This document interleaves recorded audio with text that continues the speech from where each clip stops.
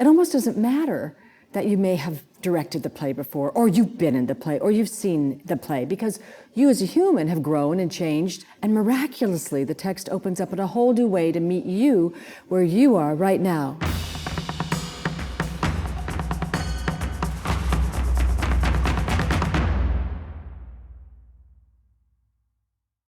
Stephanie Shine, and I'm directing King Lear. I have spent about 40 years working with Shakespeare as an actor, and then 30 as a director. I'm a former artistic director of Seattle Shakespeare Company, and I am now the director of outreach at Tennessee Shakespeare Company, where I continue to direct Shakespeare annually, several times a year.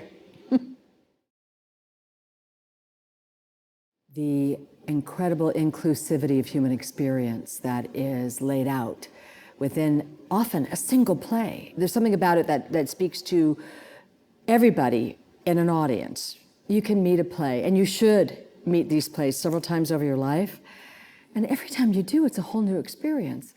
It almost doesn't matter that you may have directed the play before, or you've been in the play, or you've seen the play, because you as a human have grown and changed.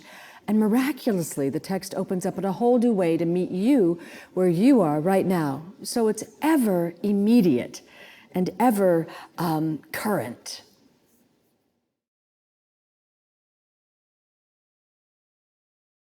I believe I have to bring an open mind and heart, because even though I may have spent time with it, and indeed I have, I've spent a good amount of time with it all by myself.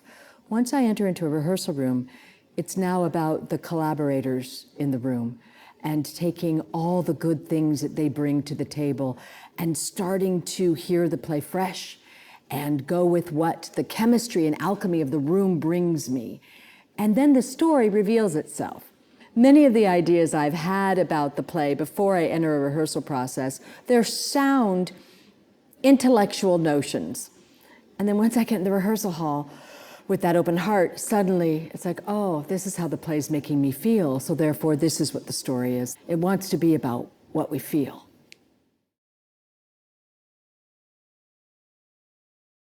I knew I wanted to explore the familial relationships, and I wanted it to come from a place of love at the beginning.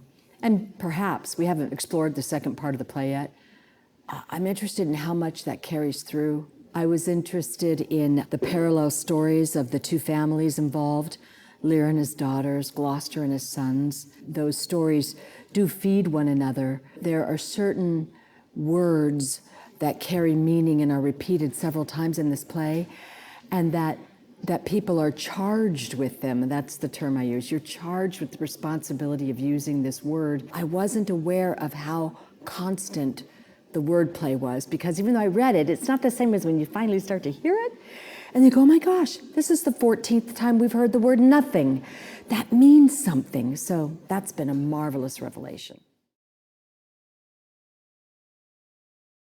Lear, as a human, I identify with his folly. Boy, have I made some bad mistakes in my life. And I understand needing to hear something from your children, even though it's really never their responsibility to give us that. This is my belief as a parent. Our children owe us nothing but respect while we are raising them, and then hopefully they like us and we've forged relationships that will keep us in contact with one another. It doesn't always happen in families. You know, it's something I can feel myself choking up about, because I feel really fortunate thus far. I think I've been successful in that as a parent. So I understand that need of Lear's.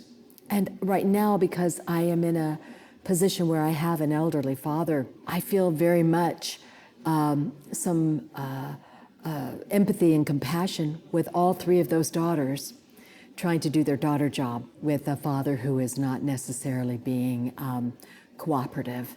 So I identify with so many of the characters, but it also makes me wonder, well, for me personally, as I get older, who will take care of me in my nursery? Which is the words he uses. I thought you would take care of me. Gives one pause. I hope none of my children have to, quite frankly. I think King Lear reminds us about what is really important. And those are those seminal relationships. We don't get to be surrounded by many people who've known us our whole life. You know, we don't get to have unconditional love from a lot of people. At least I haven't experienced it. I hope everybody else gets more.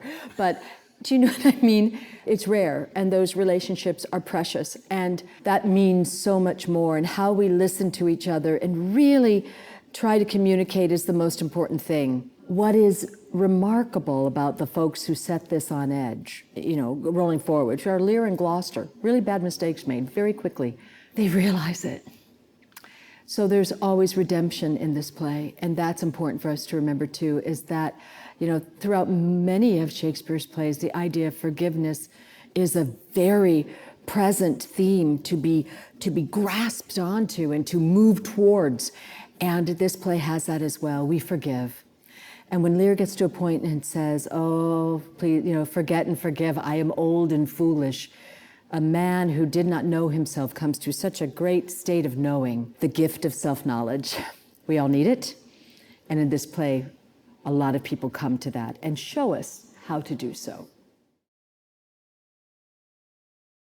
I am so lucky in that this is my second time working for this wonderful company because of the caliber of actor I'm working with and their blessed preparedness and the incredible support from all of the different departments, the design team, stage management, that I get to be my freest to be a director, more so than I get to in other areas of my professional life.